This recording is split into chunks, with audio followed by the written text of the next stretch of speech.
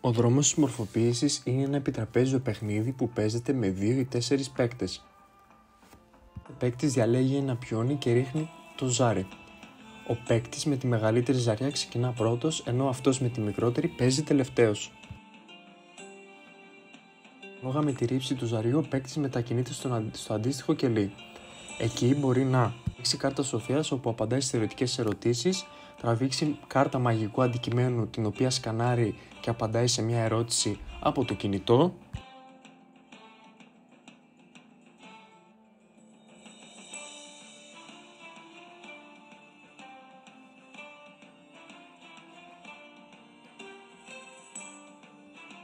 να πέσει σε κάρτα δοκιμασίας, όπου εκτελεί μια πρακτική άσκηση στον υπολογιστή.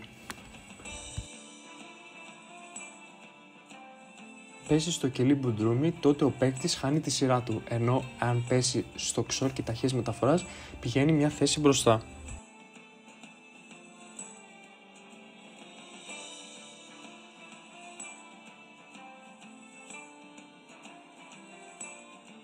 Νικητής είναι ο παίκτης ο οποίος έχει μαζέψει πρώτος 5 κάρτες συλλογής και έχει φτάσει στο τερματισμό.